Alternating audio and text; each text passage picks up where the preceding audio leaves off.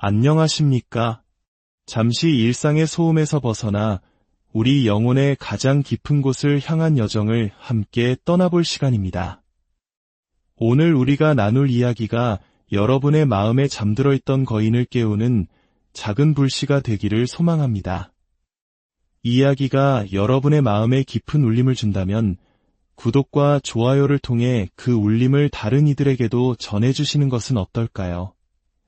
주님의 은총이 여러분의 선한 나눔 위에 항상 함께하기를 기도합니다.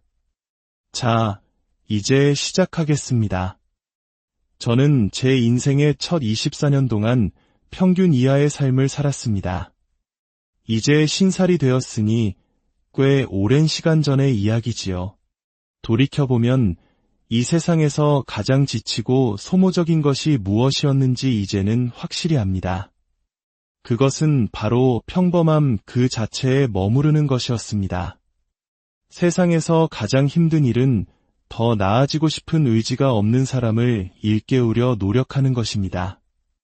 더 건강하게 먹으라고, 더 나은 삶을 살라고, 학교에 가서 더 나은 사람이 되라고 설득하는 일. 그것은 마치 움직이려 하지 않는 거대한 무게를 평생 끌고 가는 것과 같습니다. 발전하려는 의지가 없는 사람 곁에서 그들을 이끌려는 노력만큼 영혼을 갉아먹는 일도 없습니다. 저의 어린 시절은 엉망진창이었습니다. 부모님은 곁에 계시지 않았고 많은 분들이 비슷한 아픔을 겪었겠지만 이것은 저의 이야기입니다.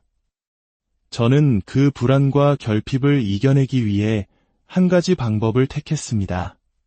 바로 제가 존경하고 닮고 싶었던 소위 멋진 사람들 무리에 섞여 들어가는 것이었죠. 여러분께서 긍정적인 의미로 롤모델을 찾는 것과는 다른 차원의 이야기입니다.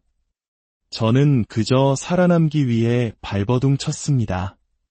미식축구팀의 쿼터백이나 농구팀의 스타 선수 같은 인기 있는 아이들 무리에 어떻게든 끼어들 수만 있다면, 그들과 어울리기만 한다면 더 이상 초라한 제 모습은 사라질 것이라고 믿었습니다. 그들의 그림자 뒤에 숨어 저 역시 멋진 사람이 된 것 같은 착각에 빠질 수 있었으니까요. 저는 거짓말을 해서 그들 무리에 들어갔습니다. 당시 학교에 몇 안 되는 흑인 아이였고 인종차별적인 욕설을 듣는 것은 일상이었습니다. 하지만 저는 필사적으로 그 멋진 아이들 틈에 비집고 들어갔습니다. 하지만 하루가 끝나고 집에 돌아와 혼자 남게 되는 순간 문제는 시작됩니다. 주변의 소음이 사라지고 환호성이 멈추고 그날의 모든 소동이 끝난 뒤 저는 결국 혼자였습니다.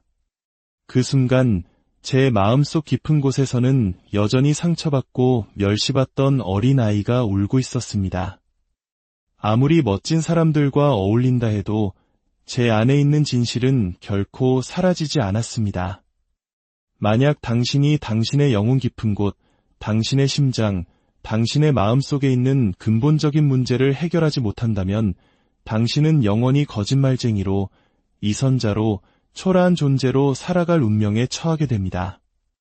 하나님께서 당신에게 주신 위대한 가능성을 외면한 채 평생 누군가의 뒤를 쫓는 추종자로 남게 될 것입니다. 그것이 제 인생의 전환점이었습니다. 다른 누군가가 아닌 바로 제 자신에게 존중받는 사람이 되어야 한다는 깨달음. 하나님께서는 분명 저에게 위대해질 수 있는 능력을 주셨지만 저는 그 잠재력을 마주하기 위해 내면의 어둠 속으로 걸어 들어갈 용기가 없었습니다. 사람들이 나를 이해하지 못할까봐, 나를 좋아하지 않을까봐, 여전히 나에게 상처 주는 말을 할까봐 두려웠던 겁니다. 하지만 어느 순간 저는 결심했습니다. 상관없어. 다른 누군가의 삶을 어설프게 흉내내는 가짜로 사느니 오해받고 미움받더라도 최고의 나 자신이 되는 편이 낫다고 말입니다. 그때부터 하나님께서는 저를 철저히 겸손하게 만드셨고 지금도 그 과정은 계속되고 있습니다. 하지만 그 고통스러운 여정 속에서 저는 비로소 제 자신에 대해 많은 것을 발견하게 되었습니다. 그리고 겸손을 배우는 동시에 제 안에서 자신감과 믿음이라는 것이 싹트기 시작했습니다. 이 믿음은 어머니가 얘야, 널 믿는다라고 말해주는 것과는 차원이 다른 것이었습니다. 저의 믿음은 아무도 보지 않는 곳에서 흘린 땀방울에서 비롯되었습니다. 친한 친구나 트레이너가 아침에 저를 깨워준 것이 아니었습니다. 오직 혼자서 평범함이라는 거대한 적과 싸워 얻어낸 것이었습니다. 혼자서 평범함과 싸울 때 그 결과물로 태어나는 것은 바로 야수, 괴물, 그리고 누구도 막을 수 없는 독종입니다. 하지만 저는 동시에 압니다. 만약 제가 그 긴장의 끈을 놓는 순간 그 야수는 죽고 괴물은 사라지고 독종의 기질도 사라진다는 것을, 제가 다시 평범한 사람으로 돌아가는 순간 저를 싫어하던 외부의 목소리들이 제 머릿속으로 들어와 자리를 차지하고 제 정신을 잠식하기 시작할 겁니다. 날카로움을 잃어버렸기 때문이죠. 그 날카로움은 제 몸에서 마지막 숨이 닿는 순간까지 항상 방아쇠에 손가락을 걸고 있는 긴장감에서 나옵니다. 저는 언제든 제 안에 모든 것을 걸고 전쟁에 나설 준비가 되어 있습니다. 이것은 야만적인 정신력처럼 보일 수 있습니다. 아무것도 가진 것 없이 시작한 인생에서 살아남기 위해 우리가 어떤 존재가 되어야 하는지에 대한 오해된 정신일 수도 있습니다. 하지만 이 험한 세상을 살아남으려면 때로는 역사상 가장 지독한 인간을 스스로 창조해내야만 합니다. 이 세상에 영원한 것은 없습니다. 제가 무언가를 성취하고 정상에 올랐다고 생각하며 방아쇠에서 손가락을 떼는 순간 안주하려는 마음이 들기 시작했습니다. 저는 그때 깨달았습니다. 매일이 전쟁이어야 한다는 것을, 매일이 자기 자신에게 스스로를 증명하는 과정이어야 한다는 것을, 매일 아침 책임의 거울 앞에 서서 스스로에게 물어야 합니다. 나는 오늘 최선을 다했는가? 일을 해냈는가? 저 일은, 또 다른 일은 자기 훈련 없이는 아무것도 이룰 수 없습니다. 그리고 그 자기 훈련이 바로 방아쇠입니다. 이 세상에서 우리가 하는 모든 일의 근간은 바로 자기 훈련입니다. 저는 제 이야기를 책으로 썼을 때 예술가가 되어야 했습니다. 예술가란 자신의 삶이나 어떤 조각을 가져와 아름다운 작품으로 만들어내는 사람입니다. 하지만 제 본질은 예술가가 아닙니다. 제 진짜 정체성은 정복자입니다. 정복자는 자신 앞에 모든 것을 부수고 나아가는 존재입니다. 이 길은 모두를 위한 것이 아닙니다. 때로는 당신의 인생에 단 한 사람의 올바른 동반자만 있으면 됩니다. 그리고 그 한 사람이 바로 당신 자신일 때도 많습니다. 혹은 당신의 삶에 들어와 우리 세상 모든 사람을 상대로 싸우자라고 말해주는 올바른 파트너를 만날 수도 있습니다. 그 길은 고통스러울 겁니다. 잠 못 이루는 밤이 있을 것이고 수많은 의심과 고통, 괴로움이 따를 겁니다. 제가 136kg의 뚱뚱한 24살 청년이었을 때 저의 세상은 바퀴벌레를 잡는 일뿐이었습니다. 당시 저는 잘못된 사람과 결혼한 상태였습니다. 어느 날 집에 돌아와 아내에게 말했습니다. 나는 변해야만 해. 한 달에 $1000를 벌면서 아무것도 가진 것 없이 이렇게 살 수는 없어. 그녀는 저를 보며 말했습니다. 우린 괜찮아. 저는 소리쳤습니다. 아니, 우린 전혀 괜찮지 않아. 이건 정상이 아니야. 그 순간 저는 제가 잘못된 사람과 함께하고 있다는 것을 깨달았습니다. 다음 날 아침, 저는 이혼 서류를 접수하고 홀로 네이비실 훈련소로 떠났습니다. 저는 지옥주 훈련을 3번이나 통과했고 정복하고 또 정복하고 계속해서 정복해 나갔습니다. 만약 제가 아내의 말에 순응했다면 저는 136kg의 해충 구제업자로 남아 그렇게 인생을 마감했을 겁니다. 하지만 제 아내는 더 큰 가능성이 있다는 것을 스스로 알고 있었습니다. 어쩌면 그녀는 몰랐을지도 모릅니다. 당신의 마음 깊은 곳에서 당신 안에 더 큰 잠재력이 있다는 것을 알면서도 그것을 찾으려 노력하지 않고 누군가를 위해 당신의 삶을 타협하기로 선택했다면 그 책임은 온전히 당신에게 있습니다. 저는 우리가 죽음을 맞이할 때 하나님의 심판대 앞에 서게 된다고 믿습니다. 상상해 보십시오. 천국으로 들어가는 긴 줄이 있고 저도 그 줄에 서 있습니다. 제 앞에는 거대한 화이트보드가 있습니다. 제 차례가 되어 하나님 앞에 섰습니다. 저는 136kg의 뚱뚱하고 초라한 모습이지만 어쨌든 천국에 왔다는 사실에 기쁩니다. 초콜릿 밀크세이크와 도넛을 즐기며 행복해하고 있죠.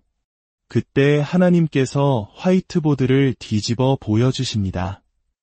거기에는 데이비드 고긴스 1975년 2월 17일생이라고 적혀 있습니다. 그리고 그 아래에는 네이비실, 육군 레인저, 뉴욕타임스 베스트셀러 작가, 수많은 세계 기록들, 제가 이룬 적 없는 것들이 빼곡히 적혀 있습니다. 제가 말합니다. 하나님, 이건 제가 아닌데요. 모든 것을 아시는 하나님께서 말씀하십니다. 데이비드, 그것이 바로 내가 원래 되어야 했던 모습이다. 너는 스스로 지금의 모습이 되기를 선택했다. 내 인생의 갈림길에서 너는 항상 두 가지 선택지가 있었다. 힘든 길은 너를 이 영광스러운 모습으로 이끌었을 것이다. 이 모든 것을 성취하고 이곳에 왔다면 기분이 어땠을지 상상해 보아라. 이것은 거저 주어진 것이 아니었다. 내가 너의 마음과 영혼에 심어준 가능성이었다. 너는 이 모든 것을 할 수 있는 능력이 있었지만 다른 길을 선택했다. 자, 생각해 보십시오.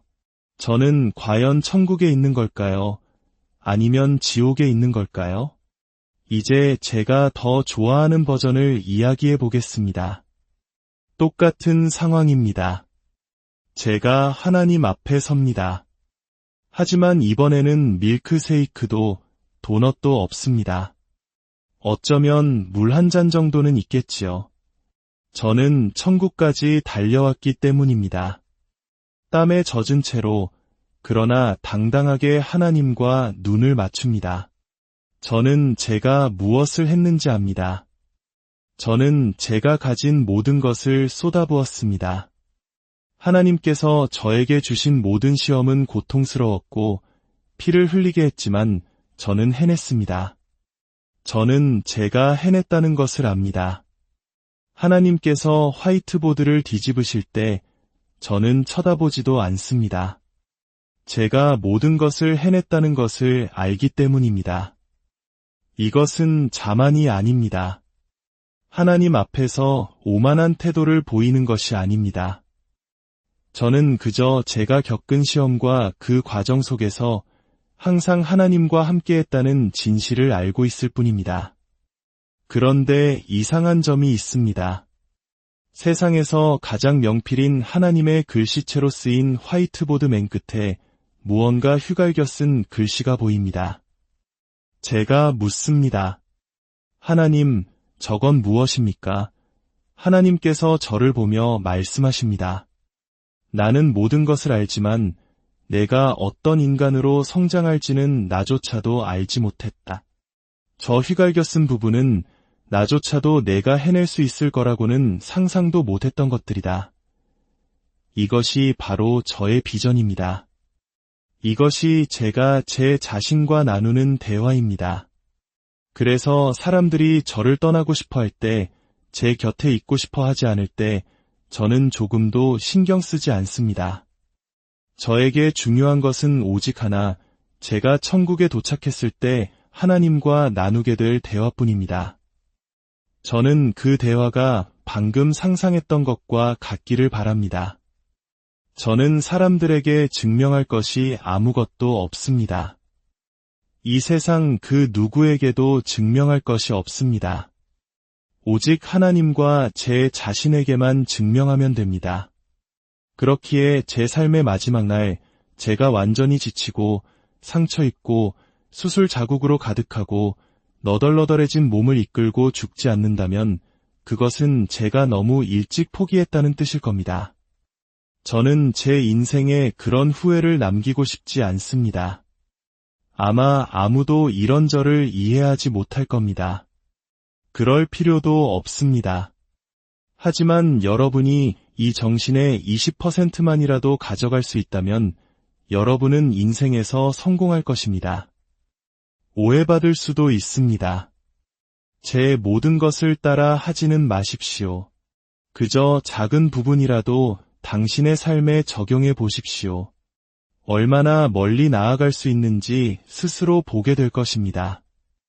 요즘 세상에는 가짜 선지자들이 너무 많습니다. 그들은 사람들에게 어떻게 해야 하는지, 언제 해야 하는지, 어떻게 보이는지를 가르칩니다. 하지만 정작 그들 자신은 아무것도 하지 않으면서 돈만 벌고 있습니다. 하지만 당신이 매일 아무도 보지 않는 곳에서 그 끔찍한 현실을 살아내고 당신 자신과 싸우고 있다면 영감은 저절로 떠오릅니다. 당신이 그 지독한 세상 속에서 살고 있기 때문입니다. 그 세상에서 어떻게 빠져나오냐고요? 바로 당신이 직접 그 계획을 설계하는 겁니다. 오늘 내가 어떻게 이 신발을 신고 10km를, 20km를 뛸 것인가? 어떻게 저 헬스장으로 갈 것인가? 저의 모든 원동력은 어둡고 악마 같은 곳에서 나옵니다. 저는 태생적으로 136kg의 패배자였습니다. 그것이 진실입니다. 지금의 저를 만들기 위해서는 얼마나 많은 악과 열정과 증오가 필요했는지 아십니까? 사람들은 제가 너무 부정적이라고 말합니다. 하지만 무언가 하기 싫을 때 행복감만으로는 저를 움직이게 할 수 없습니다. 저는 어두운 무언가를 찾아야만 합니다. 다시 136kg으로 돌아가고 싶어? 다시 그런 기분을 느끼고 싶어? 다시 사람들 비위나 맞추며 살고 싶어? 대답은 아니오입니다. 제가 사람들에게 해주고 싶은 것은 단 하나, 불꽃이 되어주는 것입니다. 제가 당신의 삶에 불을 붙여줬다면 그 후에는 저를 그냥 내버려 두십시오. 사람들은 저의 과거를 잊어버립니다. 신살이 된 지금의 모습만 보고 미쳤다, 못됐다고 말합니다. 아닙니다. 저는 인생에서 2번이나 뚱뚱했고 학교에서는 부정행위를 했고 학대당했습니다. 여전히 두려움이 많고 열정도 목적도 아무것도 없는 사람이었습니다. 그런 제가 괴물처럼 보인다고요? 미쳤다고요? 아닙니다. 지금의 이 모습은 과거의 저로서는 아무데도 갈 수 없었기 때문에 발명된 것입니다. 오늘 여기에 서 있는 저는 사실 우리 모두가 될 수 있는 사람의 모습입니다. 저처럼 미친 짓을 하라는 말이 아닙니다. 하지만 스스로 더 나아지고 싶다면 진실은 하나입니다. 조용한 방에 며칠, 몇 달, 혹은 몇 년 동안 앉아서 스스로에게 질문해야 합니다. 나는 어떻게 보이고, 느끼고, 살고, 어떤 존재가 되고 싶은가? 그리고 화이트보드에 그 계획을 적고 일어서서 실행에 옮겨야 합니다. 저는 지상 최하층의 존재였습니다. 그것이 저의 마음가짐이었습니다. 그래서 저는 사람들에게 쉬운 탈출구를 주지 않습니다. 당신의 과거가 어떻든 상관없습니다. 부모님이 계시지 않든 학교 생활이 힘들었든 어떤 문제를 겪고 있든 상관없습니다. 하나님께서는 저에게 그 모든 시련을 축복으로 주셨고 스스로 해결해내라고 말씀하셨기 때문입니다. 그것은 시험이었고 우리에게는 그 시험을 치를 기회가 주어졌습니다. 사람들이 저를 싫어하는 이유는 제가 동기부여 연설가가 아니기 때문입니다. 저는 진실을 말하는 사람이고 사람들은 진실을 좋아하지 않습니다. 왜 그들이 저를 싫어할까요? 저는 그 이유를 압니다. 제가 그들 같았을 때 저 역시 제 자신을 싫어했기 때문입니다. 당신이 뚱뚱하고 게으르고 야망이 없을 때 당신은 목적이라는 신화적인 무언가를 찾아 헤매게 됩니다. 하나님께서는 그 목적을 아무데나 두지 않으셨습니다. 산꼭대기나 바다 깊은 곳에 숨겨두지 않으셨습니다. 바로 당신 안에 두셨습니다. 당신의 영혼 속으로 들어가 그 악마들과 싸워 이겨낼 용기 있는 자만이 자신의 목적을 찾을 수 있다는 것을 아셨기 때문입니다. 그리고 그 길은 결코 쉽지 않습니다. 결국 저는 진실을 말하는 사람일 뿐입니다. 그리고 진실을 마주한 사람들은 변합니다. 리더가 된다는 것은 끔찍한 일입니다. 춥거나 덥거나 비참하거나 모든 것이 엉망일 때 모두가 당신을 쳐다봅니다. 당신은 항상 기둥처럼 버텨야 합니다. 그리고 그러기 위해서는 특별한 태도를 가져야 합니다. 당신을 증오하는 4,000명의 사람들로 가득 찬 방에 걸어들어가 그 모든 사람들의 눈을 똑바로 쳐다보면서도 조금도 위축되지 않고 자신의 신념을 이야기할 수 있는 자신감을 가져야 합니다. 그리고 그 자신감으로 이렇게 무대를 걸어 나갈 수 있어야 합니다. 오늘의 이야기가 여러분 각자의 삶에서 이대한 여정을 시작하는 용기가 되기를 진심으로 기도합니다. 주님의 평화가